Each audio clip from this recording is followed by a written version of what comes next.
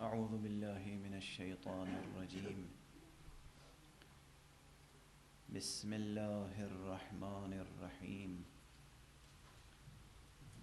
الحمد لله رب العالمين،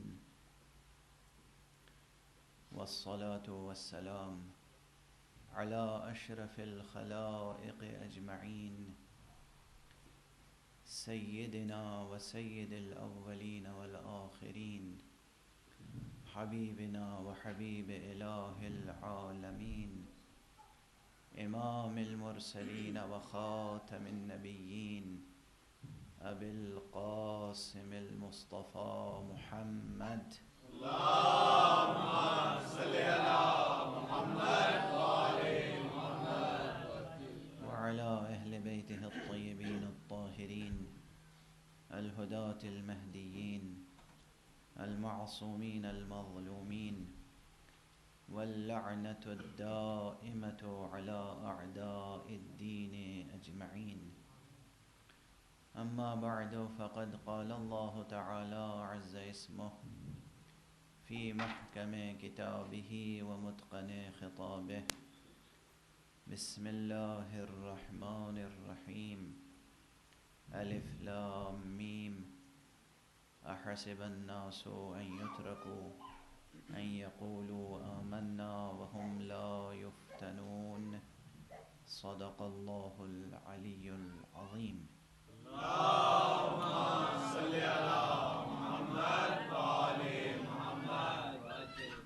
ایک مرتبہ اور بلند تر صلوات. اللهم صل على محمد وآل محمد.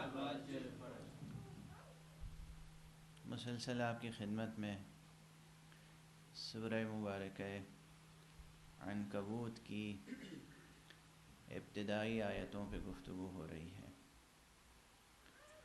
یہ عرض کیا گیا کہ سورہ مبارکہ عنکبوت اس نظام الہی پر روشنی ڈال رہا ہے کہ جو نظام آزمائش ہے، نظام امتحان ہے، نظام اختبار ہے. یہ گفتگو اس وقت اور ہمیشہ ہماری زندگیوں سے مربوط ہے، آج کی زندگی سے بھی مربوط ہے، اور ہمیشہ ہمیشہ انسان جب تک اس دار دنیا میں ہے، اس ظرف زمان میں ہے، اس ظرف مکان میں ہے، اس ظرف دہر میں ہے، اس وقت تک انسان کی زندگی آزمائش اور امتحان سے دوچار رہے گی. بحیثیت انسان بھی آزمائشیں ہیں، بحیثیت مسلمان بھی آزمائشیں ہیں، بحیثیت مومن بھی آزمائشیں ہیں. پھر آزمائش کے انواع و اقسام ہیں. اخلاقی مسائل میں آزمائشیں، مادی مسائل میں آزمائشیں، نفسیاتی مسائل میں آزمائشیں.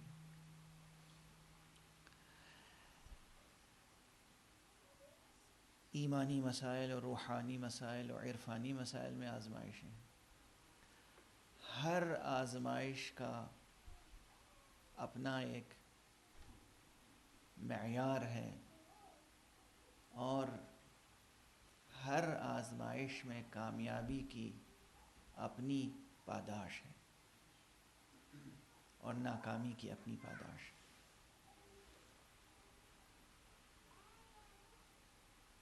اسی سورہ مبارکہ کی تفصیل سے ظاہر وقت میں گنجائش نہیں ہوتی ہے. اگر تفصیل سے ایک ایک آیت کے ضمن میں گفتگو ہو، کہ میں سمجھتا ہوں کہ اگر یہ گفتگو اسی انداز سے جاری رہے تو شاید 1 سال لگے صرف سورہ مبارکہ عنکبوت کے ظاہری مطالب کے استیعاب میں. نہ صرف یہ کہ امتحان کا خوف دلایا گیا ہے، بلکہ امتحان میں کامیابی کی راہیں بھی بتائی گئی ہیں. اور نہ صرف یہ کہ امتحان کی سنگینی کی طرف توجہ دلائی گئی ہے، بلکہ انسان کی قوت نفس کو ابھارا بھی گیا ہے. ہر اعتبار سے یہ ایک سورہ، میں اسی لیے عرض کیا کرتا ہوں کہ قرآن مجید بحیثیت مجموعی ایک کتاب ہے، لیکن اس کا ہر سورہ اپنی جگہ ایک کتاب ہے۔ خود یہ سورہ مبارکہ عنکبوت ایک مستقل کتاب ہے۔ اگر یہ سورہ مبارکہ عنکبوت انسان سمجھ لے از اول تا آخر، تو دنیا اور برزخ اور میدان حشر، روز حشر تک کے تمام امتحانات کی کلید اس کے ہاتھ میں ہوگی۔ میں تقریب ذہن کے لیے عرض کر رہا ہوں کہ جیسے شاید ان ترقی یافتہ ملکوں میں ایسا نہ ہوتا ہو، لیکن ہمارے پسماندہ ملکوں میں اور ترقی پذیر ملکوں میں یہ ہوتا ہے کہ امتحانوں کی کنجیاں چھپا کرتی ہیں بچوں کے لیے، ہائی اسکول اور انٹرمیڈیٹ تک تو خوب چھپتی ہیں، سائنس کی اور میتھ کی اور ہر سبجیکٹ کی، یہاں تک کہ آرٹس میں بھی، لینگویجز میں، ہیومینٹیز میں، ہر سبجیکٹ کی کنجیاں چھپتی ہیں کہ یہ سوال و جواب آپ تیار کر لیجئے، انشاءاللہ امتحان میں پاس ہو جائیں گے۔ میں کہتا ہوں کہ دنیا اور برزخ اور آخرت تک کے تمام امتحانات کی کنجیاں اس ایک سورے میں موجود ہیں، بشرطے کہ انسان توجہ کے ساتھ اس سورے کو تلاوت کرے۔ جب قرآن مجید کہتا ہے تلاوت کرو، تو تلاوت کے معنی صرف یہ ہرگز نہیں ہے کہ اس کے الفاظ دہرا کے آگے بڑھ جاؤ۔ تلاوت کے معنی الفاظ کا دہرانا نہیں ہے، وہ قرأت ہے، لفظ قرأت ہے، القراءہ، جس کے معنی ہے زبان سے دہرانا، زبان سے ادا کرنا۔ اسی لیے نماز جب ہم پڑھتے ہیں تو نماز میں اصطلاح فقہی کیا ہے؟ تلاوت شرط ہے یا قراءت؟ قراءت۔ ہمیں پڑھنا ہے، زبان سے ادا کرنا ہے۔ تلاوت کے معنی صرف زبان سے آیات الہی کا پڑھنا نہیں ہے، تلاوت کے معنی ہے اپنے پورے وجود کے ساتھ آیات الہی کی پیروی کرنا۔ آیات بھی وہاں پر آیات کے معنی ہوں گے، آیات یعنی نشانیاں۔ آپ آیت کے معنی سمجھتے ہیں ایک جملہ، آیت کے معنی، خود لفظ آیت کے معنی کتنے ہیں؟ آیت یعنی معجزہ، آیت یعنی نشانی، یہ اللہ کی آیت ہے یعنی اللہ کی نشانی ہے۔ ائمہ ہدی علیہم الصلاۃ والسلام، اولیاء اللہ، انبیاء، یہ سب آیات الہیہ تھے، خود آیات الہی تھے، اللہ کی نشانیاں تھیں۔ تو آیت یعنی نشانی، کسی نشانی کے پیچھے اپنے پورے وجود کے ساتھ چلنا، یعنی سیر زندگی، سفر حیات ان نشانیوں کے پیچھے پیچھے، اس کا نام ہے تلاوت۔ آپ کو میں قرآنی سند دے دوں کہ تلاوت کے معنی یہی ہیں، اس کے علاوہ کچھ نہیں ہے۔ سورہ مبارکہ شمس کم سے کم سال میں 1 یا 2 بار تو ضرور پڑھتے ہوں گے آپ حضرت، اگرچہ مستحب ہے، برابر پڑھنا چاہیے، نماز صبح میں اور نماز عشاء میں اور مختلف دنوں میں اس کا استحباب ہے، اور خاص طور سے اگر کسی کو آرزو ہو زیارت پیغمبر صلی اللہ علیہ وسلم،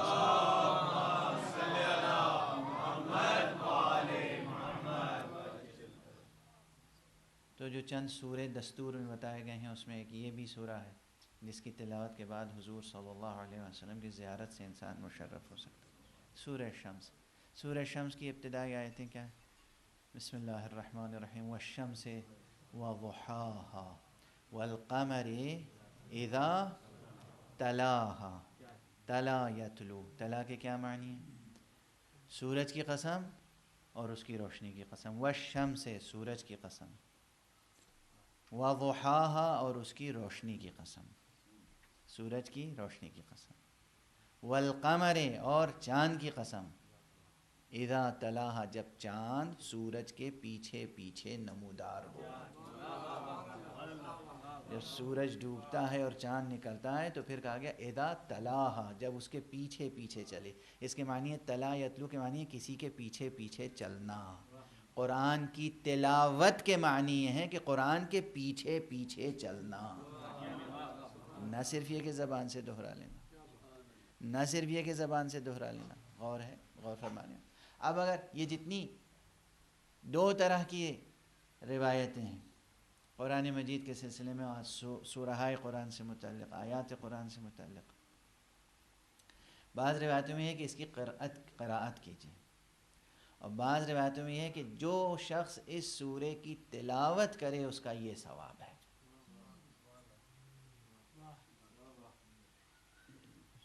درست ہے۔ اب لوگ پڑھ کے ایک بار آ جاتے ہیں، کہتے ہیں ہمیں تو فائدہ نظر نہیں آیا، تلاوت کا حق ادا ہوا۔ اسی قرآن مجید میں بعض ہستیوں کے بارے میں اللہ سبحانہ و تعالیٰ نے ان کی مدح میں، ان کے وصف میں، ان کی منقبت میں بیان فرمایا ہے کہ ہم نے جنہیں کتاب عطا کی ہے یتلونہ حق تلاوتہ، وہ اس کی اس طرح تلاوت کرتے ہیں کہ تلاوت کا حق ادا کر دیتے ہیں۔ تلاوت کا حق ادا کر دیتے ہیں یعنی اس طرح عمل کرتے ہیں کہ اس سے بڑھ کر کوئی اور عمل کر نہیں سکتا۔ اور یہ شان یقیناً انبیاء کی ہے، اولیاء کی ہے، محمد و آل محمد علیہ السلام۔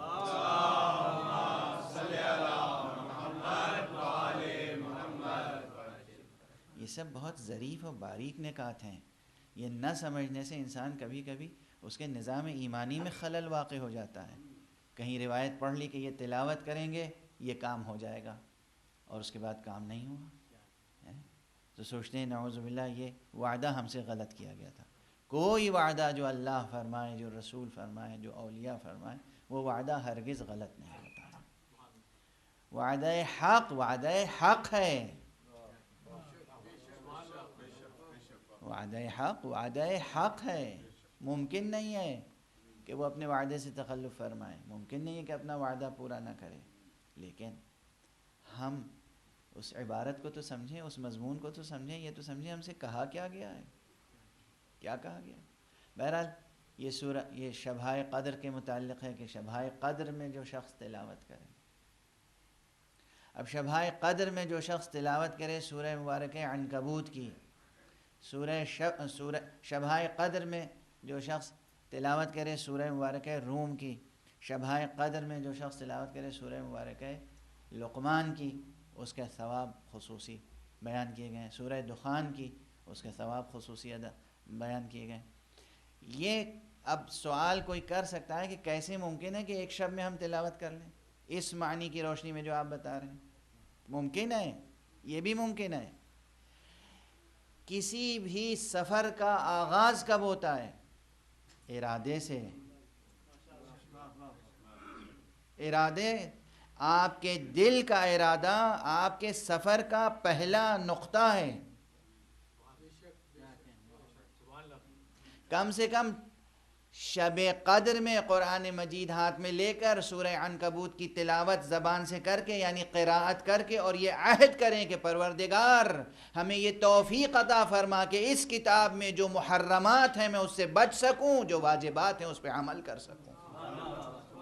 اس کے سامنے اپنے عزم کا اظہار تو کریں، ارادے کا اظہار تو کریں، نیت کا اظہار تو کریں، اور اسی سے مدد طلب کریں، پھر دیکھیے ذمہ داری اس کی ہو جائے گی۔ توجہ ہے نا؟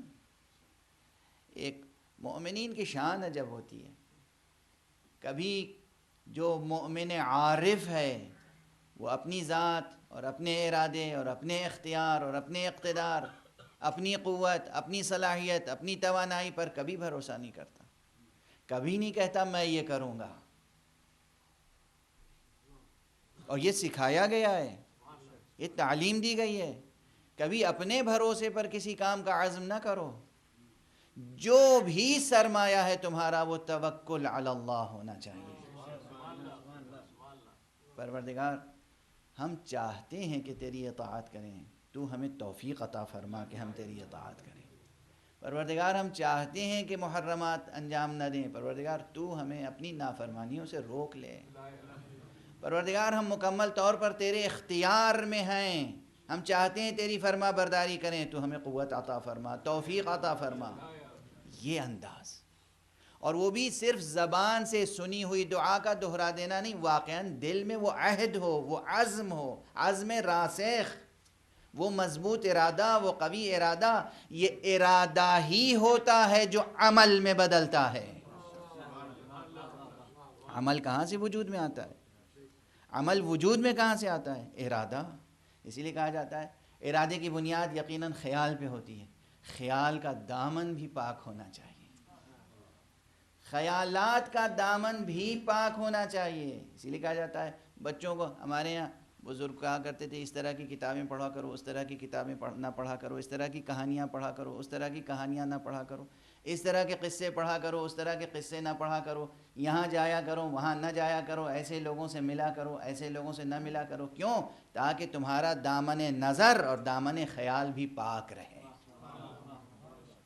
جب دامن نظر پاک ہوگا، دامن خیال پاک ہوگا، تو جو ارادہ وجود میں آئے گا وہ پاک ارادہ ہوگا۔ یہ ارادہ جب عمل میں بدلے گا تو عمل صالح وجود میں آئے گا۔ یہ سب عمل صالح کو وجود میں لانے کے مقدمات ہیں۔ بہرحال انسان ایسے ماحول میں زندگی بسر کر رہا ہے کہ اس کی ہر سانس ایک آزمائش ہے، ہر سانس ایک آزمائش ہے۔ یہ پوری دنیا آلودہ ہے، فضا آلودہ ہے، ہوا آلودہ ہے، مختلف قسم کی آلودگیاں ہیں۔ اس میں اپنے کو سنبھالنے کے لیے، اپنے وجود کو سنبھالنے کے لیے، اپنے جوہر نفس اور گوہر ایمان کو سنبھالنے کے لیے، بچانے کے لیے انسان کو مدد کی ضرورت ہے، استعانت کی ضرورت ہے۔ وہ کلید بھی میں نے عرض کیا، وہ کنجی بھی سورہ مبارکہ عنکبوت میں بتا دی گئی ہے۔ ابھی میں اشارہ کروں گا اس مطلب کی طرف، اور یہ کوئی نئی چیز نہیں ہے۔ ایک تفسیری نکتہ ہے جو یہاں پر عرض کر دوں اور پھر آگے بڑھوں۔ قرآن مجید میں بہت سے سورے ہیں جو الف لام میم سے شروع ہوئے ہیں۔ سورہ مبارکہ بقرہ پہلا ہی سورہ ہے، حمد کے بعد سورہ آل عمران، یہ سورہ مبارکہ عنکبوت، اس کے بعد سورہ مبارکہ روم، سورہ مبارکہ لقمان۔ یہ کئی سورے ہیں جو الف لام میم سے شروع ہوئے ہیں۔ آپ دیکھیں گے کہ جتنے سورے ہیں جو الف لام میم سے شروع ہوئے ہیں، ان سوروں کے مضامین ایک دوسرے سے ملتے جلتے ہیں۔ یعنی ایک اعتبار سے اس سے ملتی جلتی آیتیں ہیں جو سورہ بقرہ میں موجود ہیں۔ سورہ بقرہ 200 سے زائد تقریباً 300 آیات پہ مشتمل سورہ ہے۔ یہ سورہ 70 آیات پر مشتمل ہے۔ یہ سمجھیے کہ سورہ مبارکہ بقرہ کی ایک انداز سے تلخیص ہے جو سورہ مبارکہ عنکبوت میں ہے، لیکن صرف تلخیص ہی نہیں ہے، یعنی صرف تکرار مضمون نہیں ہے، یعنی مضمون دو۔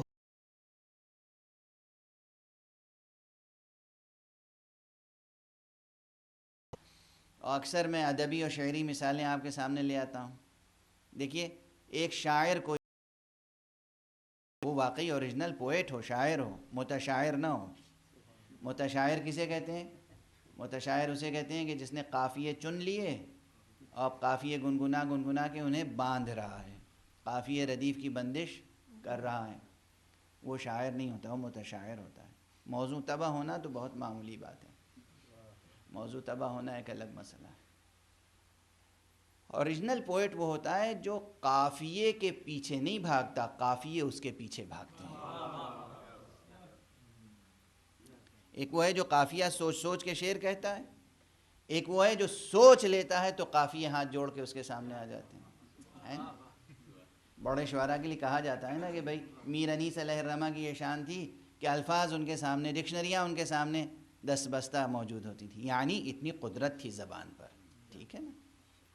اچھا، ایسا کوئی شاعر جو اوریجنل پوئٹ ہو، جس کے اندر واقعاً کریٹیویٹی ہو، اوریجنل تھاٹس ہوں، واقعاً آرٹسٹ ہو، واقعاً فطرت شناس ہو، ایسا کوئی شاعر ایک مضمون کہتا ہے، اسی کے برابر کا کوئی دوسرا شاعر اس مضمون کو سنتا ہے تو وہ جوں کہ تو نہیں دہراتا، وہ اس مضمون کو ترقی دے کر اس سے آگے بڑھ کر اور بات کہتا ہے۔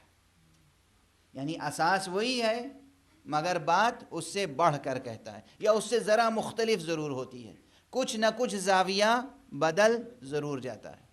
یہی بات ہے، یہی سبب ہے کہ دنیا بھر کے سینکڑوں شعراء کو پڑھ لیجئے آپ، ہر شاعر کے ہاں وہی مضمون آئے گا مگر ایک تازگی محسوس ہوگی۔ غالب نے بھی وہی بات کہی، میر نے بھی وہی بات کہی، دوسرے شعراء نے بھی وہی بات کہی، اقبال نے وہی بات کہی، انیس نے وہی بات کہی، بات تھوڑی سی تبدیل ہو جاتی ہے۔ وہ جو تبدیلی ہے وہ لذت میں اور اضافہ کرتی ہے۔ قرآن مجید کی آیتوں کی تلاوت کریں آپ تو آپ پائیں گے کہ ایک ہی مضمون اگر مختلف آیتوں میں ہے تو ہر آیت جدا گانا زاویے سے دل پر اثر کرتی ہے۔ ہر آیت دل پر جدا گانا اثر ڈالتی ہے۔ یہ اثر کیوں ہوتا ہے؟ اس لیے کہ تازگی ہے مضمون میں، معنی میں تازگی ہے۔ یہ اسی مطلب کی تازہ تقریر ہے جو میں پہلے گزارش کر چکا ہوں کہ قرآن مجید میں تکرار نہیں ہے۔ تکرار نہیں ہے کس حد تک؟ نہ الفاظ میں تکرار ہے، نہ مضمون میں تکرار ہے۔ اس لیے کہ اگر انسان عربی سے ذرا بھی واقف ہو تو ہر آیت ایک جدا گانا لذت رکھتی ہے۔ ہر آیت کتنی بار قرآن مجید میں تقوی پر زور دیا گیا ہے، خدا کی قسم ہر نئی آیت نئے زاویے سے نفس پہ اثر ڈالتی ہے۔ کتنی بار قرآن مجید میں کہا گیا ہے کہ ایمان لاؤ، مگر ہر آیت ایک نئے زاویے سے نفس پر اثر ڈالتی ہے۔ اور فرمایا آپ نے بشرطے کہ اس طرح انسان قرآن مجید سے فکری تعامل کرے۔ اب میں عرض کر رہا ہوں کہ قرآن مجید میں سورہ مبارکہ بقرہ میں ایک بات کہی جا چکی تھی، ایک عام بات کہی گئی، وَاسْتَعِینُوا بِالصَّبْرِ وَالصَّلَاةِ وَإِنَّهَا لَكَبِيرَةٌ إِلَّا عَلَى الْخَاشِعِينَ الَّذِينَ يَظُنُّونَ أَنَّهُمْ مُلَاقُو رَبِّهِمْ وَأَنَّهُمْ إِلَيْهِ رَاجِعُونَ۔ بڑی جامع آیت ہے۔ ایسی آیتوں کے متعلق میں عرض کیا کرتا ہوں کہ یہ واقعاً ان آیتوں میں سے ہے کہ تنہا ایک آیت پورا قرآن ہے۔ یہ تنہا ایک آیت پورا قرآن ہے، کوئی مبالغہ نہیں اس میں، بس دقت نظر کی ضرورت ہے۔ ارشاد الہی وَاسْتَعِینُوا تمام انسانوں سے خطاب الہی ہے۔ وَاسْتَعِینُوا، تم مدد حاصل کرو۔ عجب مقام سے گفتگو، خدا کی قسم۔ یہ وَاسْتَعِینُوا کا خطاب بتا دیتا ہے کہ انسان میں ضعف ہے، انسان میں ضعف ہے، انسان میں کمزوری ہے، انسان ناتواں ہے، اور انسان کو مدد کی ضرورت ہے، اسے مدد کی تلاش ہے۔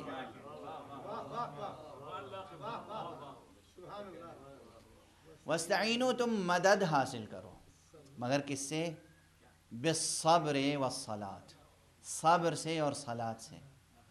میں بس ایک جملہ عرض کروں گا، صبر و صلاۃ پہ گفتگو بعد میں کروں گا۔ ذرا ڈکشنری اٹھا کے دیکھیے، قرآن کی ڈکشنری اٹھا کے دیکھیے، تفسیریں اٹھا کے دیکھیے، کیا صبر اللہ کے ناموں میں سے کوئی نام ہے؟ کیا صلاۃ اللہ کے ناموں میں سے کوئی نام ہے؟ اگر صبر اور صلاۃ اللہ کے ناموں میں سے کوئی نام نہیں ہے تو یہ اللہ کیسا ہے جو کہہ رہا ہے کہ میرے غیر سے مدد حاصل کرو؟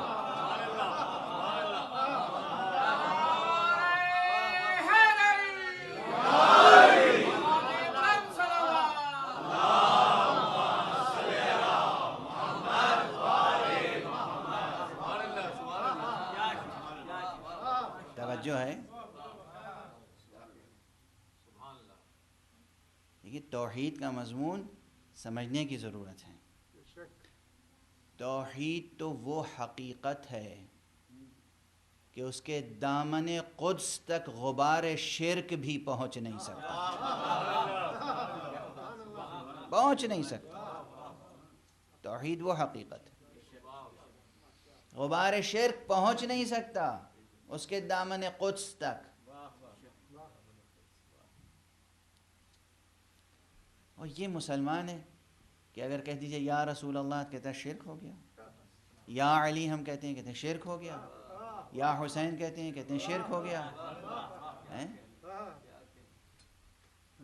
اس پہ ہمیں مشرک اور کافر ہونے کا الزام رکھ دیتے ہیں، اتہام، بلکہ فتوائے قتل، جو انہیں شیعیان علی کو جو قتل کرے اس کے لیے بہشت کے وعدے۔ اللہ اکبر، اللہ اکبر۔ ذرا اس آیت کو سمجھ لیں، وَاسْتَعِینُوا بِالصَّبْرِ وَالصَّلَاةِ، تم مدد حاصل کرو صبر سے اور صلاۃ سے۔ بہرحال یہ طے ہے کہ نہ صبر اللہ کا نام ہے، نہ صلاۃ اللہ کا نام. اور بات استعانت کی ہے، سورہ بقرہ کی آیت ہے. سورہ حمد میں بندے نے کہا ہے ایاک نعبد و ایاک نستعین، ہم تیری ہی عبادت کرتے ہیں اور صرف تجھی سے مدد چاہتے ہیں. سورہ بقرہ میں جواب دیا جا رہا ہے صبر سے مدد حاصل کرو، صلاۃ سے مدد. ظاہر آیت. معیار کیا ہوگا؟ اب یاد رکھیے، اسی سے مدد چاہنے کے معنی کیا ہیں؟ اسی سے مدد چاہنے کے معنی ہے کہ پھر وہ مدد کے لیے جسے پیش کر دے اسے قبول کر لو.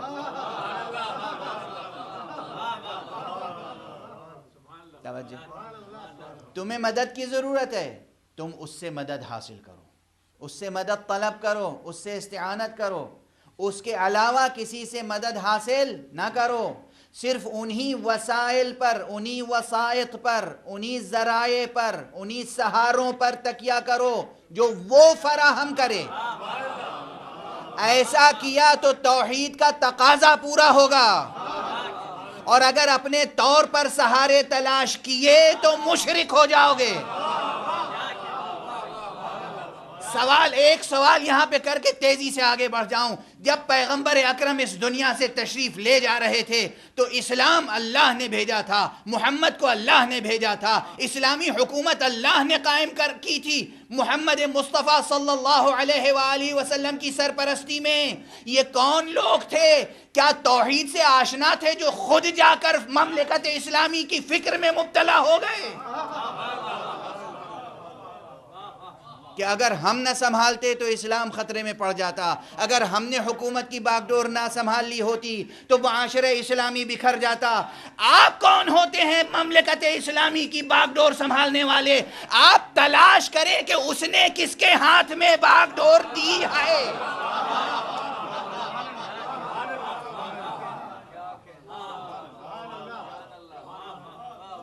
تلاش کرنا فرض ہے.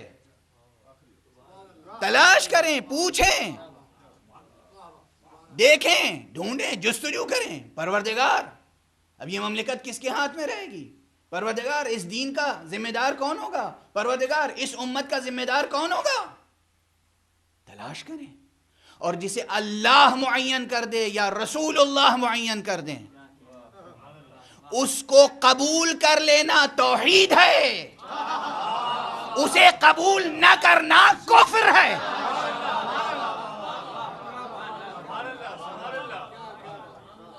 اسے قبول نہ کرنا کفر ہے، اسے قبول نہ کرنا شرک ہے.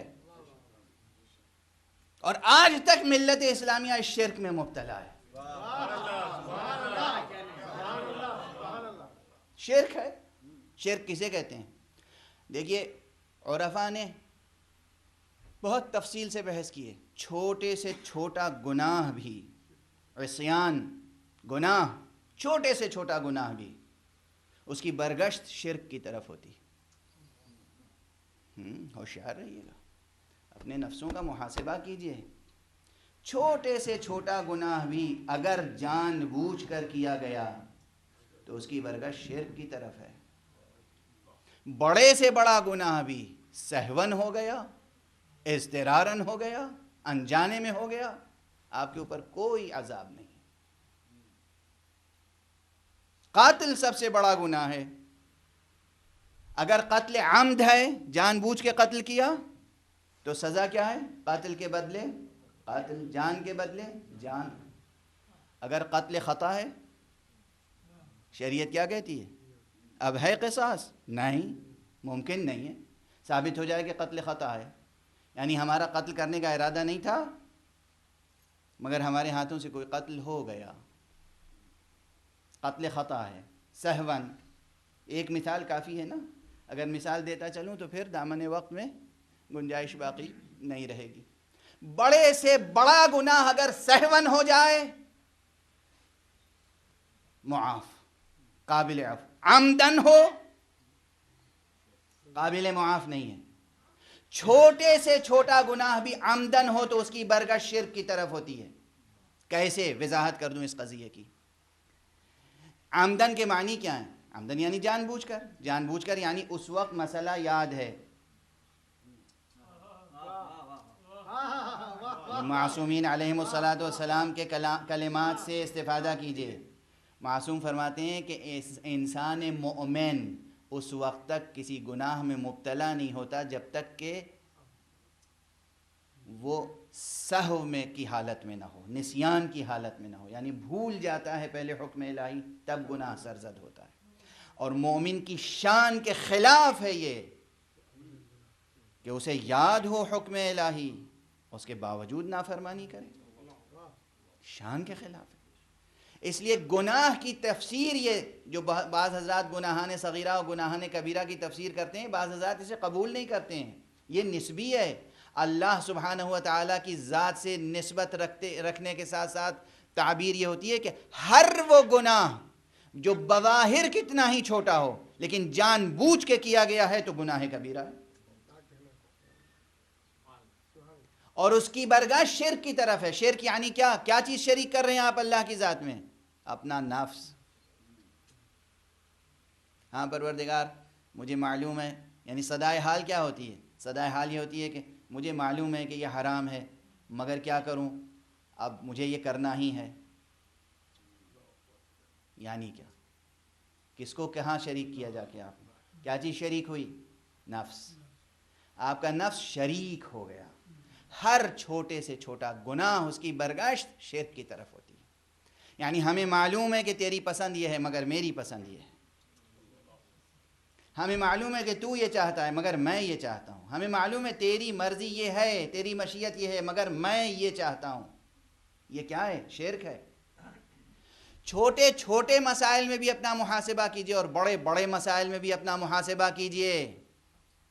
بہت سے حضرات جو باب ولایت و خلافت و امارت میں بحث کرتے ہیں، وہ تمام آیات جو امیر المؤمنین علی ابن ابی طالب علیہ الصلاۃ والسلام کی فضیلت میں وارد ہوئی ہیں، اور وہ تمام حدیثیں جو پیغمبر اکرم صلی اللہ علیہ وآلہ وسلم نے ارشاد فرمائی ہیں، ان تمام آیتوں اور حدیثوں کو قبول کرتے ہیں. کہتے ہیں ہاں یہ درست ہے، صحیح ہے، ہم مانتے ہیں علی سب سے افضل تھے، مگر اب تو امت نے فلاں پر اجماع کر لیا تو یہ مجبوری ہے. یعنی معلوم ہے کہ اللہ کی پسند علی ہے مگر ہماری پسند کوئی اور ہے.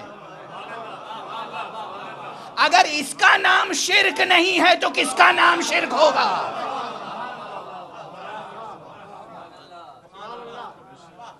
اس کا نام اگر شرک نہیں ہے تو شرک کس چیز کا نام ہے؟ ایک بزرگ ہوا کرتے تھے، نگار نکالا کرتے تھے پرچہ، نیاز فتح پوری صاحب. انہوں نے اس پرچے نگار کا پورا امامت و خلافت نمبر شائع کیا، اور اس امامت و خلافت نمبر میں سبھی نے مقالے لکھے، تمام مکاتب فکر کے لوگوں نے مقالے لکھے، اور اس کے بعد سب کے آخر میں انہوں نے خود محاکمہ لکھا. انہوں نے خود قول فیصل اور محاکمہ لکھا، اور اس میں یہی جملے ہیں تقریباً، مجھے عین الفاظ تو یاد نہیں ہیں، جملے یہ ہیں کہ ان تمام مقالات اور ان تمام حقائق کے مطالعے کے بعد اندازہ یہ ہوتا ہے کہ واقعاً رسول اللہ صلی اللہ علیہ وآلہ وسلم اگر کسی کو اپنے بعد معین کرتے تو وہ علی ہی کو معین کرتے. مگر افسوس یہ ہے کہ ہمارے نزدیک ثابت نہیں ہو سکا کہ رسول نے معین کیا ہو. میں کہتا ہوں آپ کا یہی کہہ دینا آپ پر حجت ہے. آپ کو اندازہ تو ہو گیا نا کہ رسول معین کرتے تو علی کو کرتے.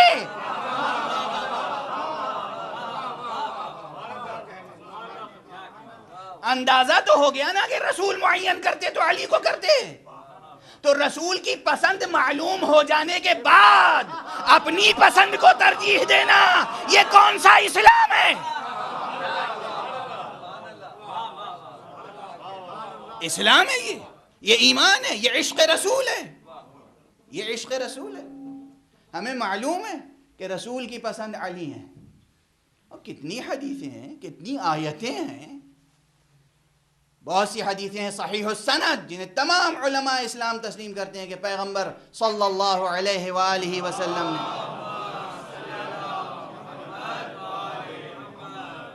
ارشاد فرمایا کہ میرے بعد اس امت میں افضل ترین شخصیت علی ابن ابی طالب کی ہے. اچھا کہتے ہیں ہاں اس سے فضیلت تو ثابت ہوتی ہے مگر خلافت تھوڑی ثابت ہوتی ہے. اب بس میں ایک مصرع کہہ کے آگے بڑھ جاتا ہوں کہ اس سادگی پہ کون نہ مر جائے اے خدا. ایک صلوات پڑھ دیجئے محمد.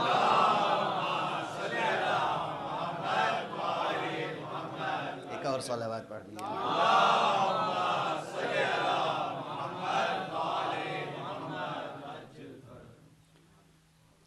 بہرحال یہ گفتگو کی شان ہی یہی ہوتی ہے کہ بات چلتی کہیں سے ہے اور پہنچتی کہیں تک ہے. اور میں اکثر کہتا ہوں کہ قرآن کی بات جب چھڑے گی تو وہ ختم ہی ہوگی جا کے ذات علی ابن ابی طالب. کہیں سے تفسیر شروع کیجئے. محرم میں یہ جملہ میں نے دوسرے انداز سے کہا تھا، وہ بھی اپنی جگہ درست ہے. میں نے برابر کہا ہے کہ قرآن مجید کی شان یہ کہیں سے کوئی بھی آیت تلاوت کرو اس کا رشتہ کربلا سے جڑ جاتا ہے. اس کے معنی یہی ہے کہ کہیں سے کوئی بھی آیت تلاوت کیجئے قرآن مجید کی مگر وہ محمد اور آل محمد علیہم الصلاۃ والسلام سے بات مربوط ہو جاتی ہے. معاف فرمائیے گا، ایک تو یہ ماہ مبارک رمضان وہ مہینہ ہے کہ جس میں ہر اعتبار سے انسان کو خالص ترین ہونے کی کوشش کرنی چاہیے. اس لیے میں گفتگو بھی خالص ترین کر رہا ہوں بغیر کسی تکلف و تعارف کے. اور اس لیے لہجے میں اگر تھوڑی سی تلخی محسوس ہو تو اسے یا صداقت کی شیرینی سمجھیے گا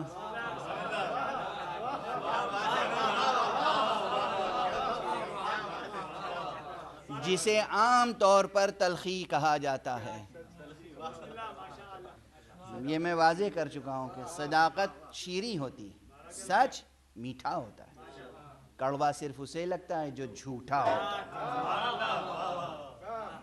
تو اگر لہجے میں تلخی محسوس ہو تو اسے انگیز کرنے کی کوشش کیجیے گا.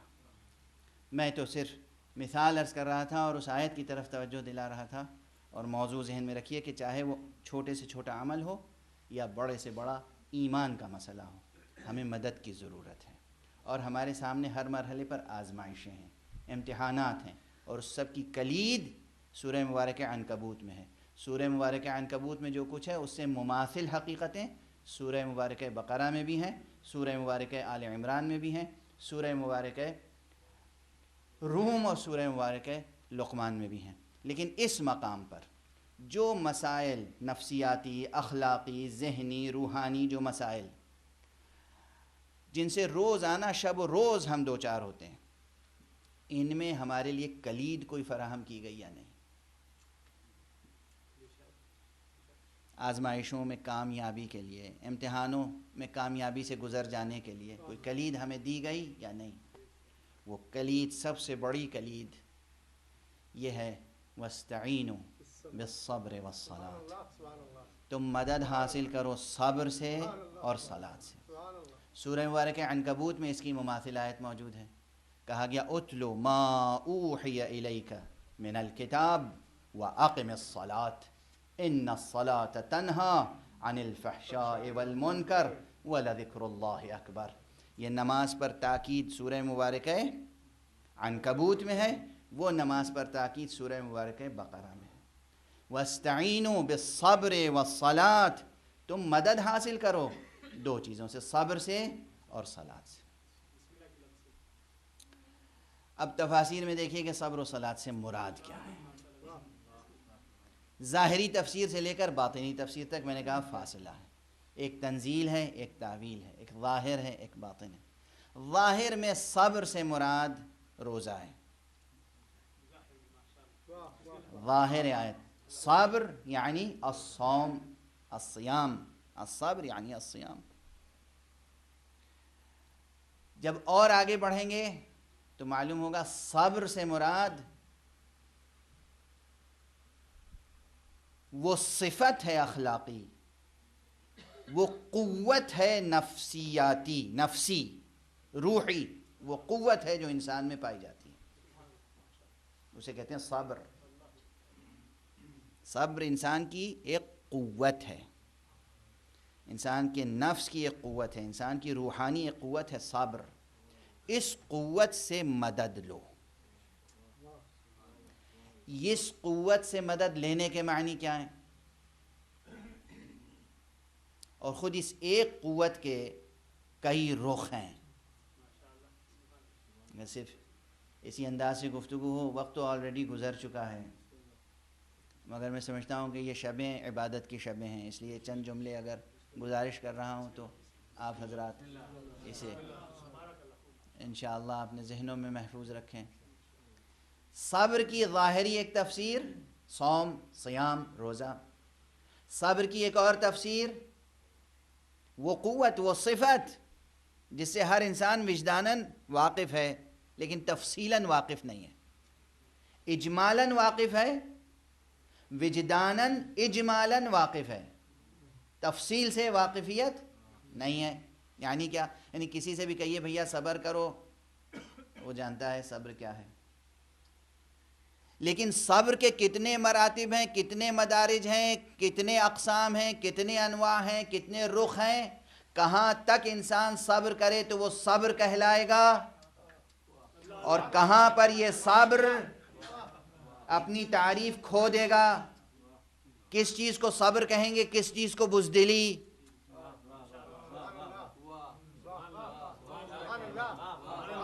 ایسا نہ ہو کہ بزدلی کا نام صبر رکھ لیں. صبر الگ ایک کیفیت، صبر قوت ہے، بزدلی کمزوری. صبر اخلاقی وصف ہے، بزدلی اخلاقی کمزوری. دونوں میں تضاد کا رشتہ ہے، دونوں میں تضاد کا رشتہ ہے. صبر کس کس طرح کیا جائے؟ گناہ نہ کرنے پر صبر، یعنی دل چاہ رہا ہے گناہ کریں اور دل کو روکیں، یہ بھی صبر ہے. نیک عمل انجام دینے پر صبر، یعنی حالات نہیں ہیں کہ ہم نماز پڑھیں مگر پڑھ رہے ہیں. کہیں کسی کام کے نہ کرنے پہ صبر، کہیں کسی کام کے انجام دینے پہ صبر. توجہ ہے؟ یہ تمام تفصیلات تفسیر کی کتابوں میں موجود ہیں. تو یہ ہوں گے، اسی سے مراتب قائم ہوں گے، روزے سے لے کر اور انسان کے تمام وہ اعمال جو حکم خدا کے مطابق، مرضی و مشیت الہیہ کے مطابق، رضائے حق کے مطابق انسان انجام دے. جسے انجام دینا ہے انجام دے، جسے انجام نہیں دینا ہے انجام نہ دے. اس کے احکام پر عمل کرنے کے لیے اپنے نفس کو مستعد رکھے اور اس کو اپنے ضبط میں رکھے، قابو میں رکھے. یہ تمام چیزیں صبر کے مراحل میں ہیں. لیکن ہر صفت کہیں نہ کہیں جا کے ایک مجسم اور مکمل پیکر حاصل کر لیتی ہے.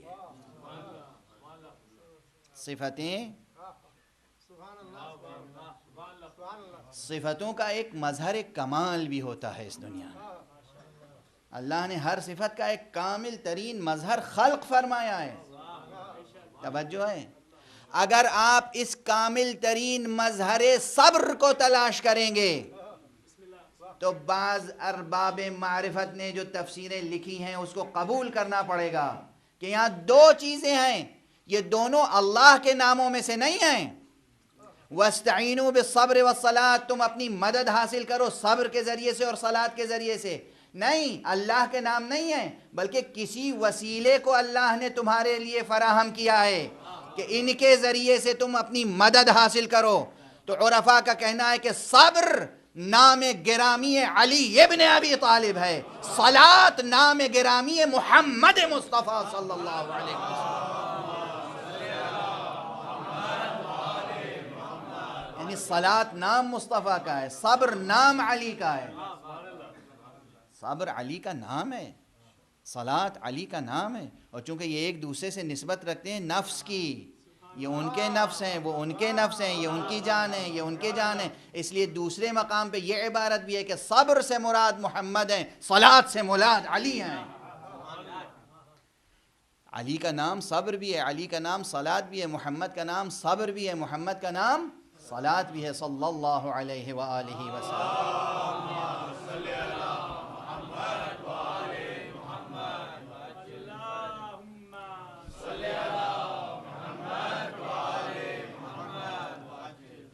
ان تعویلوں کو قبول کرنے کے لیے کوئی محظور نہیں ہے. ظاہری نظام شریعت باطل نہیں ہوتا اور مستحکم ہوتا ہے. توجہ ہے. بعض حضرات کہتے ہیں کہ تعویل کے پیچھے جانے سے ظاہر شریعت کا نظام باطل ہو جاتا ہے. نہیں، وہ تعویل باطل ہے جس کی بنا پہ ظاہر شریعت باطل ہو جائے.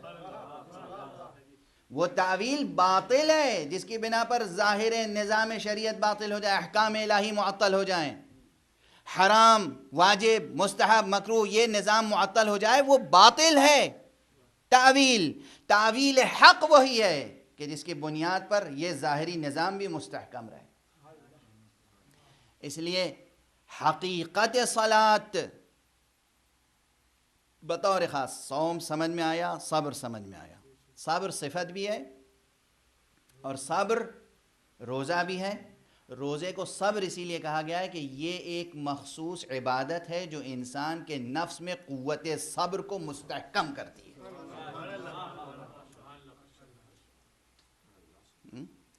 اب وہ ظاہری مثال دے دوں بچوں کو یاد رکھنے کے لیے، بڑوں کے لیے نہیں، بچوں کے لیے. اگر جسم میں جو وائٹامنس ہیں، جو اور انگریڈینٹس ہیں، جو منرلز ہیں، یہ کم ہو جائیں تو پھر کیا کرتے ہیں آپ؟ سپلیمنٹس دیتے ہیں. یہ سپلیمنٹس جا کے اس ایلیمنٹ کو یا اس منرل کو یا اس وائٹامن کو اس کے اسٹینڈرڈ پہ رکھتے ہیں. ٹھیک ہے نا. انسان کے اندر اخلاقی صفات پائے جاتے ہیں. انسان کے نفس میں، انسان کی روح میں بہت سی قوتیں پائی جاتی ہیں. ان قوتوں کو ان کے نارمل معیار پر، مشیت کے معیار پر باقی رکھنے کے لیے صبر، دیکھو ایک بڑی کام کی قوت ہے تمہارے اندر پائی جاتی ہے. ہر کام میں کامیابی کے لیے صبر ضروری ہے. صبر کو کیسے باقی رکھو گے؟ روزہ رکھو. صبر کو کس طریقے سے نفس میں قائم کرو گے؟ یہ قوت تمہارے اندر ہے، اللہ نے یہ قوت دے کے بھیجا ہے. بنیادی طور پر روح میں، نفس میں یہ قوت موجود ہے. مگر اس دنیا میں آنے کے بعد اس دنیا کا نظام کیا ہے؟ اس دنیا کا نظام یہ ہے کہ چیزیں متلاشی ہو جاتی ہیں. یہ متلاشی میں اصل معنی میں استعمال کر رہا ہوں. اردو میں اب متلاشی کہتے ہیں ڈھونڈنے والے کو، تلاش کرنا. عربی میں متلاشی کے معنی ہے بکھر جانا. اس دنیا میں ہر چیز بکھر رہی ہے نا، بکھر رہی ہے. وہ سائنس کی تھیوریوں کا حوالہ ہر جگہ تو نہیں، وہ آپ کے ذہن میں خود آ گئی ہوگی وہ بات. بکھر رہی ہے ہر چیز، بکھر رہی ہے ہر چیز. جو قوتیں آپ لے کر آئے ہیں وہ سب قوتیں بکھر رہی ہیں. ان قوتوں کو محفوظ رکھنا ہے. صبر ایک قوت ہے، اسے محفوظ رکھنا ہے. یہ آپ کی مدد کرے، آپ کی قوت آپ کی مدد کرے گی. یہ قوت اللہ نے آپ میں رکھی ہے آپ کی مدد کے لیے. مگر اس قوت کو محفوظ رکھنے کے لیے روزہ رکھنا ضروری ہے. اسی طرح اور بہت سے اوصاف ہیں جو آپ کے نفس میں موجود ہیں. ان اوصاف کو باقی رکھنے کے لیے نماز پڑھنا ضروری ہے. اور خود اس روزے اور نماز کو باقی رکھنے کے لیے، اس کو جاندار بنائے رکھنے کے لیے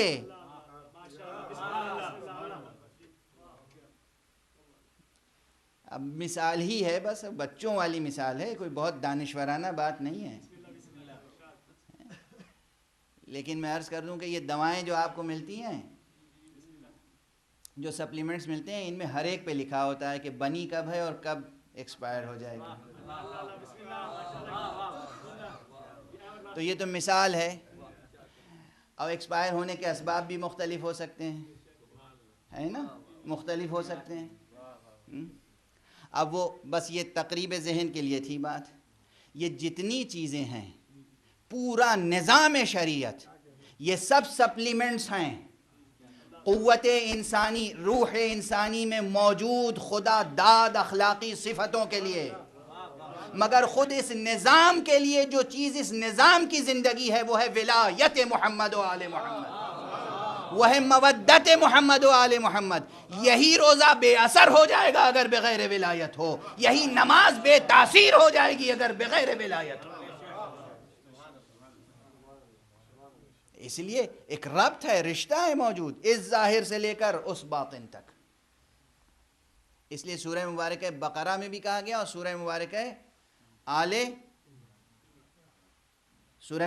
عمران میں بھی اور سورہ مبارک عنکبوت میں بھی اتل ما اوحی الیک من الکتاب، یہ جو کتاب تمہارے اوپر نازل کی ہے اس کی تلاوت کرو، وَأَقِمِ الصَّلَاةَ، اور نماز قائم کرو، ان الصلاۃ تنہا عن الفحشاء والمنکر۔ یہ فائدہ بتایا گیا زندگی کی کن کن آزمائشوں میں، کن کن امتحانوں میں نماز مدد کر سکتی ہے۔ انسان بہت سی فحش باتوں میں مبتلا ہو جاتا ہے اور بہت سے منکرات میں مبتلا ہو جاتا ہے۔ سب سے زیادہ جو چیز ایک انسان مومن کو ضائع کر دیتی ہے وہ یہ ہے، فحش باتیں، ناگفتنی باتیں اور منکرات۔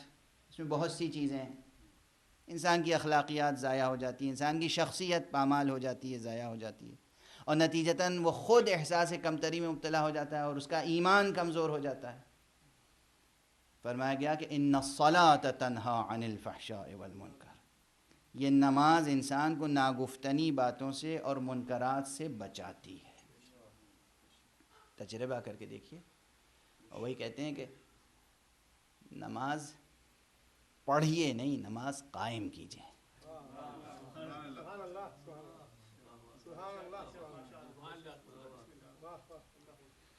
میں یہاں پر پڑھنے اور قائم کرنے کا فرق واضح کر دوں ایک مثال سے۔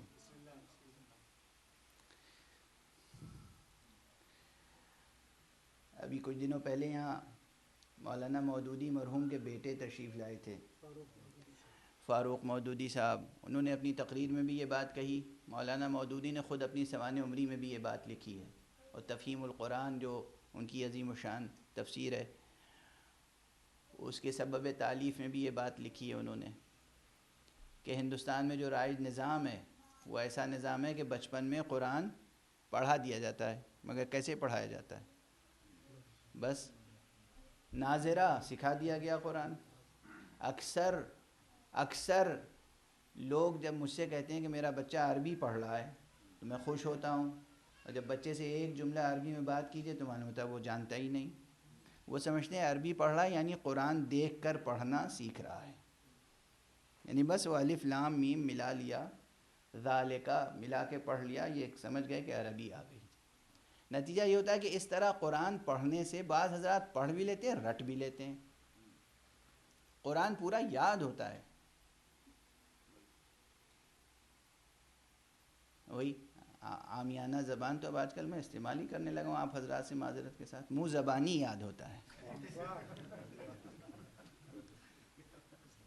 منہ زبانی قرآن یاد ہوتا ہے، نو کے زبان ہیں، آیتیں یاد ہیں، ایک آیت کا بھی ترجمہ نہیں معلوم، پیغام کیا ہے اس میں نہیں معلوم۔ توجہ ہے، قرآن مجید کی آیتوں کو آنکھ بند کر کے بغیر سمجھے ہوئے ان کے پیغام، ان کے محتوا، ان کے معانی، مفاہیم، مقاصد سے بالکل چشم پوشی کر کے آیت کو دہرا دینا زبان سے، یہ ہے پڑھنا۔ سمجھ کے قرآن کو پڑھنا ہے تلاوت، ٹھیک ہے؟ اسی طرح نماز کو عادتاً رٹی ہوئی ایک چیز سمجھ کے پڑھ دینا، یہ ہے نماز پڑھ دینا، اور نماز کو ارادتاً یہ سوچ کر کس کے سامنے کھڑے ہیں، کیا کہہ رہے ہیں، قیام کی حالت ہے یا رکوع کی حالت ہے یا سجدے کی حالت ہے، پورے شعور سے بیدار ضمیر کے ساتھ، بیدار ذہن کے ساتھ، بیدار قلب کے ساتھ نماز کو ادا کرنا، وہ ہے نماز قائم کرنا۔ اور یہ ممکن نہیں ہے کہ کوئی شخص 2 رکعت نماز پڑھے اور اپنی حاجت خدا سے حاصل نہ کرے۔ نصف شب کے بعد بڑی سے بڑی حاجت ہوا آپ کی، 2 رکعت نماز پڑھ لیں، صرف پڑھ لیں۔ پورے یقین سے عرض کر رہا ہوں، یہ میں کیا عرض کر رہا ہوں، حضرات محمد و آل محمد علیہم الصلاۃ والسلام،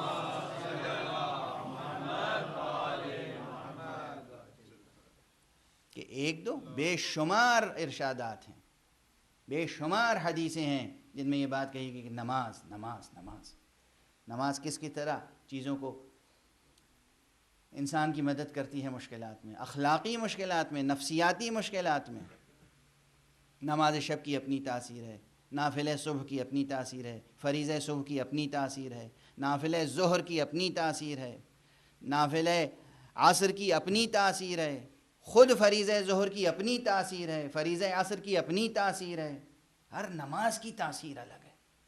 خصوصیت کے ساتھ نماز شب وہ ہے کہ جو انسان کو ناگفتنی باتوں سے اس طرح روکتی ہے کہ انسان کی نگاہوں کے سامنے کچھ بھی ہو رہا ہو، اس کی آنکھیں کھلی ہوتی ہیں لیکن اس کے اوپر کوئی اثر نہیں ہوتا، جیسے سیسا پلائی ہوئی ایمان کی دیوار ہو۔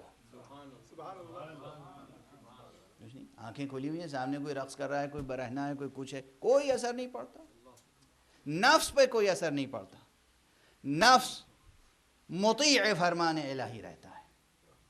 یہ خصوصی قوت ہے جو انسان کو نماز شب سے حاصل ہوتی ہے۔ اور پھر اسی طرح جو میں نے عرض کیا کہ اور بہت سی نماز شفع کی اپنی تاثیر ہے، ایک رکعت جو نماز وتر ہے، نماز وتر، اس کی الگ ایک تاثیر ہے۔ بہرحال گفتگو کو سمیٹ رہا ہوں، وقت ختم ہو گیا۔ صلاۃ کی اہمیت بھی آپ کے پیش نظر ہے، صبر کی اہمیت بھی آپ کے پیش نظر ہے۔ صبر اور صلاۃ دونوں کا ظاہر بھی آپ کے سامنے ہے، دونوں کا باطن بھی آپ کے سامنے میں نے ذکر کر دیا۔ ایک شب گزر گئی لیکن دامن وقت میں گنجائش نہیں تھی، میں ذکر نہیں کر سکا، شب بدر کا ذکر نہیں کر سکا میں۔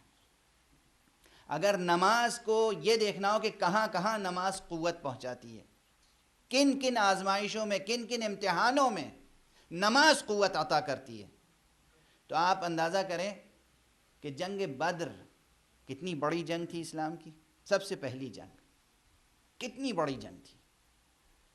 دشمن تعداد میں زیادہ، اسلحے سے لیس، ہر طرح سے ان کی قوت زیادہ تھی، اور جو حضرات پیغمبر اکرم صلی اللہ علیہ وآلہ وسلم کے ساتھ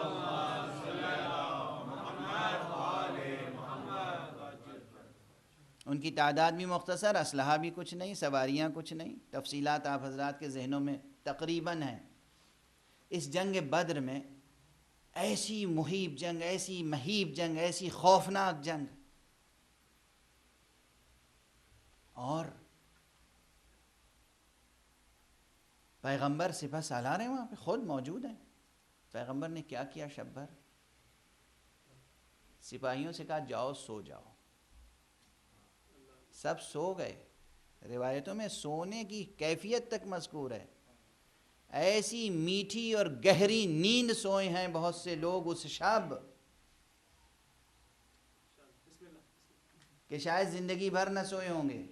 جو روایتیں ہیں اور جو آیت میں تذکرہ ہے، جس چیز کا اشارہ ہے، میں اس کا بیان اس وقت کرنا نہیں چاہتا ہوں، اس لیے کہ ہر بیان کو واضح کرنے میں وقت درکار ہوگا، مگر ایک جملہ کہنا چاہتا ہوں، پیغمبر کی موجودگی میں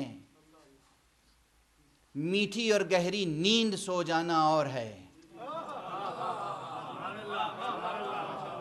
اور پیغمبر کی غیر موجودگی میں ان کے بستر پر تلواروں کی چھاؤں میں میٹھی اور گہری نیند سو جانا، یہ تنہا علی کا کام ہے۔ یہ منظر کہاں اور وہ منظر کہاں؟ وہاں خود پیغمبر موجود ہے، پیغمبر نے کہا جاؤ سو جاؤ، رات کا وقت ہے، صبح تمہیں جنگ کرنی ہے، سو جاؤ رات میں۔ خود پیغمبر نے کیا کیا؟ شب بھر نماز پڑھتے رہے، اللہ اکبر۔ بس اب ایک جملہ اور ہے، تاریخ کا جملہ ہے، میں دہرا دیتا ہوں آپ کے سامنے۔ پیغمبر نے سب سے کہا سو جاؤ، یا سب خود سے سو گئے بغیر پیغمبر کے کہے ہوئے؟ یہ تحقیق طلب مسئلہ ہے۔ پیغمبر شب بھر عبادت کرتے رہے، یہ خبر ہمیں دی کس نے؟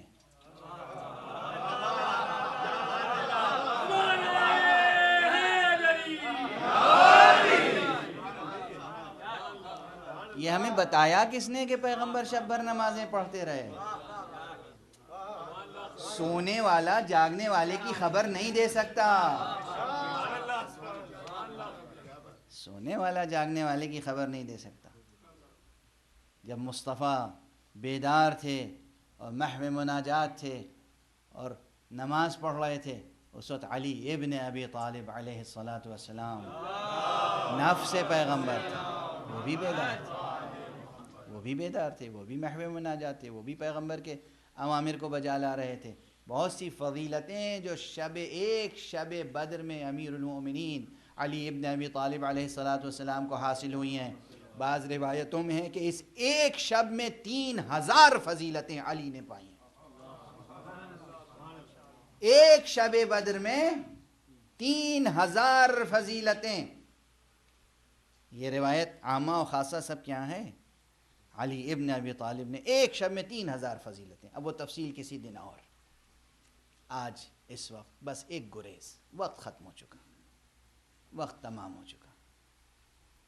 شب بدر پیغمبر نماز پڑھتے رہے، امیر المومنین پر نماز پڑھتے رہے۔ زندگی مولائے کائنات میں سب سے زیادہ ہمارے اعتبار سے، عام تاریخ اعتبار سب سے زیادہ مشکل جنگ صفین تھی۔ لیلۃ الحریر کا یہ واقعہ ہے، مؤرخین نے لکھا، محدثین نے لکھا، امیر المؤمنین علیہ الصلاۃ والسلام کے سیرت نگاروں نے لکھا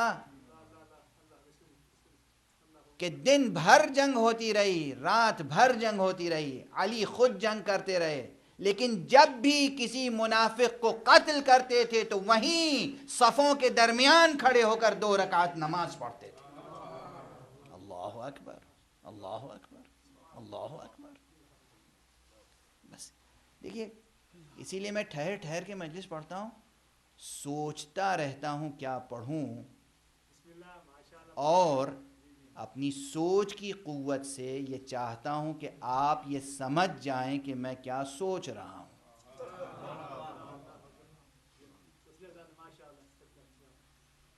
اور اکثر میں کامیاب ہوا ہوں۔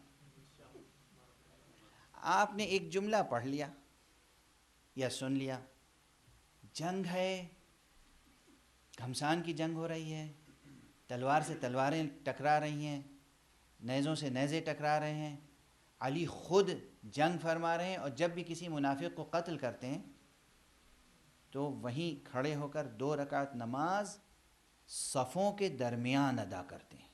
اللہ اکبر، 2 رکعت نماز ادا کرنا علی کا صفوں کے درمیان، جنگ ہو رہی ہے۔ اور روایات میں یہ ہے کہ امیر المومنین علیہ السلام کے جسم مبارک پر نہ زرہ تھی، نہ بختر، نہ خود تھا، نہ مغفر، صرف ایک ہلکا سا جامہ، ایک ہلکا سا کرتا پہنے ہوئے اور جنگ فرما رہے ہیں، اور اطمینان نفس کی کیفیت یہ ہے کہ نماز پڑھ رہے ہیں۔ حضرت محمد حنفیہ آئے اور انہوں نے کہا، بابا ایک جنگ میں جنگ کرنے والے کی یہ شان نہیں ہوتی، یہ کیفیت نہیں ہوتی، آپ جو لباس پہن کر جنگ کر رہے ہیں یہ جنگ کا لباس نہیں ہے۔ اور اس وقت جناب امیر المومنین نے وہیں پر کہا، بیٹا تمہارے باپ کو کوئی پرواہ نہیں ہے کہ موت اس پر آ جائے یا وہ موت پہ جا گرے، بیٹا تمہارا بابا موت سے اتنا مانوس ہے جیسے ایک بچہ، شیرخوار بچہ ماں کے پستان سے مانوس ہوتا ہے۔ اللہ، کس جگہ کس قدر لطیف اور کس قدر نفیس اور کس قدر شیریں کلمات ادا کر رہے ہیں امیر المومنین، غور فرمائیے۔ اور پھر یہ اطمینان قلب، اور صرف اطمینان کی بات نہیں ہے، مرقع کو اپنی آنکھوں میں بسائیے، یہ جنگ کا مرقع، سوچئے جنگ ہے، میدان جنگ ہے، لڑنے والے لڑ رہے ہیں، تلواروں سے تلواریں ٹکرا رہی ہیں، علی 2 رکعت نماز پڑھ رہے ہیں، اور اس نماز کے درمیان کسی کی جرأت نہیں ہوتی کہ علی کے اوپر حملہ کرے۔ یعنی کیا ہیبت ہے ذات علی ابن ابی طالب کی، کیا ہیبت ہے، کیا شان ہے، کیا قوت ہے، کیا دبدبہ ہے، کیا رعب ہے، کیا جلال ہے، کیا اعجاز ہے۔ ایسے ہی مواقع پہ میں کہتا ہوں کہ علی نے ایسی زندگی بسر کی ہے جو بظاہر سادہ نظر آتی ہے، مگر بباطن وہی زندگی معجزہ ہے، یہ شان معجزہ ہے۔ علی کے خون کے پیاسے سامنے کھڑے ہیں، علی 2 رکعت نماز پڑھ رہے ہیں، کسی کی ہمت نہیں ہوتی ہے کہ علی کے اوپر حملہ آور ہو جائے۔ اور ہمارے ہاں تاریخ میں لکھی ہوئی باتوں کو سمجھنے کی کوشش کیجئے، تب شخصیت ابھر کے سامنے آتی ہے۔ علی کتنا بڑا معجزہ تھا پروردگار کا اس روئے زمین پر، معجزہ، شخصیت علی معجزہ ہے۔ اتنا مورخین لکھ کے چلے گئے کہ ہر ایک کو جب کسی منافق کو قتل کرتے تھے تو وہیں صفوں کے درمیان کھڑے ہو کے 2 رکعت نماز پڑھتے تھے۔ مورخ نے لکھ دیا، مگر خدا کی قسم ہم تک کیا چیز آ گئی۔ صرف یہ ایک منظر بتاتا ہے علی کیا تھے اور علی کے مقابلے پہ آنے والا کیا تھا۔ توجہ ہے؟ بس گفتگو تمام کر دی میں نے، اس سے زیادہ فضائل پڑھنے کا موقع نہیں ہے۔ اتنا بھی جو پڑھا تو وہ صرف اس لیے کہ کچھ کم سے کم ذکر کا ثواب حاصل ہو جائے۔ میں یہ جملہ کہتا رہا ہوں مقام مصائب میں کہ مولا کائنات نے جو فرمایا تھا جنگ صفین میں، کتنا حسین جملہ ہے، خدا کی قسم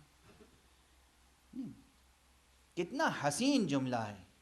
اور موت کی جمالیات کے اوپر اگر کوئی شخص کام کرے تو یہ جملہ امیر المومنین کا کتنا حسین جملہ ہے کہ جس طرح ایک معصوم شیرخوار بچہ اپنے ماں کے سینے سے مانوس ہوتا ہے، ایسے میں موت سے مانوس ہوں۔ یہ جملہ علی نے کہہ تو دیا، لیکن علی جس عمر میں تھے اس وقت یہ جملہ کہہ سکتے تھے، علی ثبوت کیسے فراہم کرتے ہیں؟ آج مجھے مصائب مولا کے پڑھنے ہیں، مگر میں مجبور ہوں اس جملے کی وضاحت کے لیے کہ دادا کے اس جملے کے معنی پوتے نے سمجھائے۔ میدان کربلا میں جس طرح علی اصغر نے ہومک کے اپنے گلے پہ تیر کو روکا ہے اور اس کے بعد مسکرائے ہیں، گویا جناب علی اصغر فرما رہے تھے کہ دیکھو میرے دادا علی مرتضیٰ نے صحیح فرمایا تھا، ہم موت سے اس طرح مانوس ہوتے ہیں جیسے شیرخوار بچہ ماں کے سینے سے مانوس ہوتا ہے۔ اجرکم علی اللہ۔ بس آج بھی وہ شب ہے کہ اہل بیت کے گھروں میں کہرام برپا ہے، اور عاشقان اہل بیت کے گھروں میں بھی کہرام برپا ہے۔ جو جہاں ہے وہ سوگوار ہے۔ اگر کسی کے دل میں ذرا سا بھی محبت علی ابن ابی طالب ہے تو وہ آج ارادتاً مسکرا نہیں سکتا، اور وہ آج اپنے آنکھوں کو اشک افشانی سے روک نہیں سکتا۔ کل میں نے تمام حالات نہیں گزارش کیے، تمام باتیں جو تاریخ میں لکھی ہیں گزارش نہیں کر سکا، جو قوائف لکھے ہوئے ہیں علی ابن ابی طالب اس شب کیسی شب گزاری ہے اور کیا کیفیت ہوئی ہے اہل حرم کی۔ جب علی ابن ابی طالب مصلی پہ بیٹھے بیٹھے ایک مرتبہ جیسے غنودگی طاری ہوئی، اور اس کے بعد سر کو اٹھا کے فرمایا انا للہ و انا الیہ راجعون۔ بیٹی جناب ام کلثوم آ گئیں، گھر میں جو لوگ تھے سب آ گئے کہ بابا اس وقت یہ کلمہ استرجاع زبان پہ ادا کرنے کے کیا معنی ہے؟ منظر کو منظر سے ملا لیجئے، یہ بالکل ایسے ہی ہے کہ جیسے امام حسین کربلا کے راستے میں تھے اور اپنے گھوڑے پہ تشریف فرما تھے، اور اسی پر آپ پہ غنودگی طاری ہوئی، سر اٹھایا، اس کے بعد کہا انا للہ و انا الیہ راجعون۔ برابر میں جوان بیٹا تھا علی اکبر، فوراً کہا بابا اس وقت کلمہ استرجاع کا کیا محل ہے، اس وقت کیوں فرما رہے ہیں انا للہ و انا الیہ راجعون؟ جو جواب جناب امام حسین نے دیا تھا اس سے مشابہ جواب یہاں ہے۔ دونوں نے اپنا خواب بیان کیا ہے، یہ عام تعبیر ہے جو میں نے خواب کہہ دیا، ورنہ اس کی حقیقت ہی کچھ اور ہے، وہ مکاشفہ ہے۔ جناب امیر المؤمنین نے فرمایا بیٹی ابھی میں نے دیکھا تھا رسول اللہ تشریف لائے ہیں، اور وہ کہہ رہے ہیں یا علی میں تمہارا مشتاق ہوں، یا علی بہت قریب، بہت عن قریب تم ہم سے ملنے والے ہو۔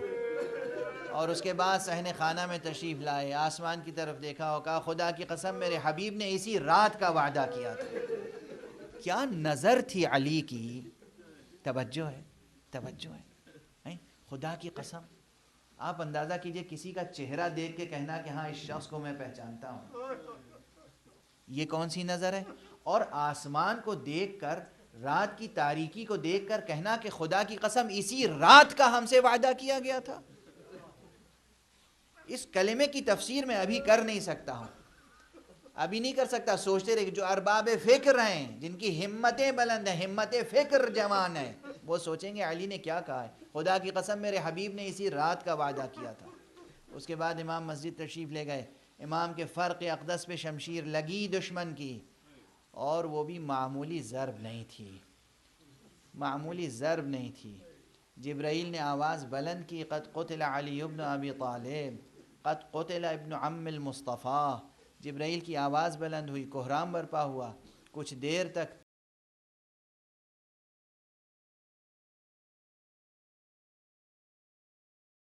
گزارش کر چکا ہوں. اس کے بعد اسی مصلی میں جناب امیر المومنین کو لے کر بیت الشرف کی طرف روانہ ہوئے ہیں. اب یہ ایک جلوس ہے جو جا رہا ہے مسجد سے گھر کی طرف، میں کہوں مسجد سے امام بارگاہ کی طرف. ایک جلوس ہے جو جا رہا ہے. کون جا رہا ہے، کون کسے لے جایا جا رہا ہے، کس کیفیت میں لے جایا جا رہا ہے؟ یہ علی ہیں جن کا فرق مبارک شگافتہ ہے، اور اتنا خون جسم سے نکل چکا ہے کہ جسم زرد ہو چکا ہے. وہ زہر جو تلوار کو جس زہر میں بجھایا گیا تھا، اس زہر کا اثر اتنا پھیل گیا ہے جسم مبارک پر کہ جسم زرد ہو چکا ہے. لیکن مسجد سے گھر کا فاصلہ چند قدم کا فاصلہ ہے، زیادہ نہیں ہے، مگر ارباب مقاتل مسلسل یہ باتیں کہتے آئے ہیں. آپ کے گوش مبارک میں پڑی ہوئی ہیں یہ باتیں. علی ابن ابی طالب نے اس کیفیت میں بھی ایک مرتبہ کہا، بیٹا حسن، یہ جو ساتھ میں اصحاب آ رہے ہیں ان سے کہہ دو اس وقت واپس چلے جائیں، اس وقت واپس چلے جائیں، کل صبح آ جائیں گے. جب اصحاب نے اصرار کیا، چند صحابی پھر بھی ساتھ ساتھ چلے. امام نے پھر ان سے خود فرمایا، کیا ہم نے نہیں کہا کہ چلے جاؤ؟ کیا ہم نے نہیں کہا کہ چلے جاؤ؟ جناب امام حسن نے یا کسی اور نے فرمایا، بابا یہ آپ کے محب ہیں، آپ کے عاشق ہیں، اس کیفیت میں آپ کو چھوڑنا نہیں چاہتے. امام نے فرمایا، ہاں مگر غور کرو کہ گھر سے زینب و ام کلثوم کے رونے کی آوازیں،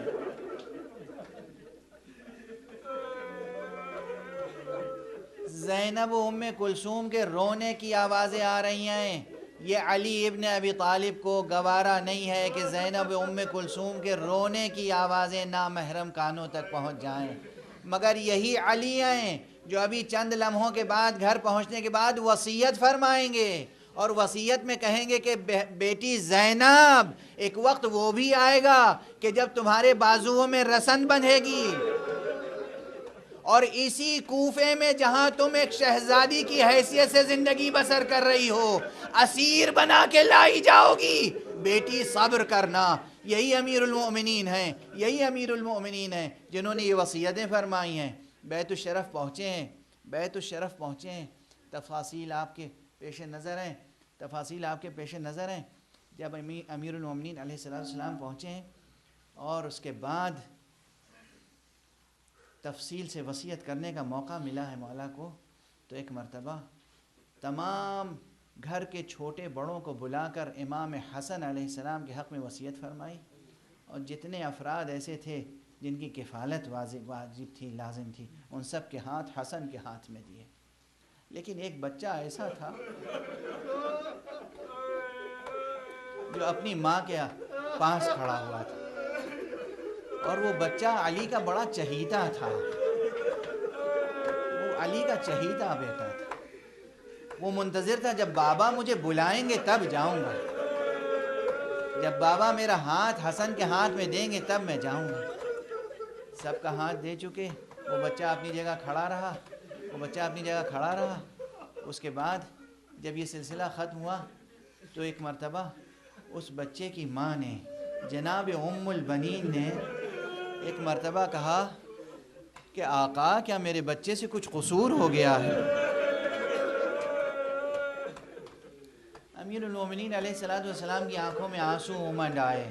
کہا نہیں تمہارے بیٹے سے کوئی قصور نہیں ہوا ہے، مگر اسے ہم نے حسین کے لیے ذخیرہ کر رکھا ہے. امام حسین کو بلایا اور جناب عباس کا ہاتھ لے کر حسین کے ہاتھ میں دے دیا. کہا حسین یہ عباس تمہارے سپرد ہیں، یہ عباس تمہارے سپرد ہیں. اس کے بعد جناب عباس سے وصیتیں فرمائی ہیں.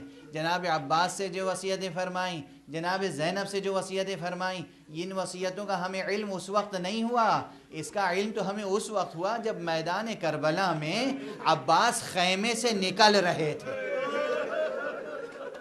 جب عباس خیمے سے نکل رہے تھے اس وقت جب جناب زینب نے کہا بھیا عباس، میں نے سنا تھا بابا نے کہا تھا تمہارے ہاتھوں میں رسن باندھی جائے گی، مگر سوچا کرتی تھی جس کے پاس عباس جیسا بھائی ہو اس کے بازوؤں میں رسن کیسے بندھ سکتی ہے؟ بھیا جاؤ، خدا حافظ، اب یقین آ گیا کہ میرے بازوؤں میں رسن باندھی۔ انا للہ و انا الیہ راجعون، رضا بقضائہ و تسلیما یا حسین یا حسین۔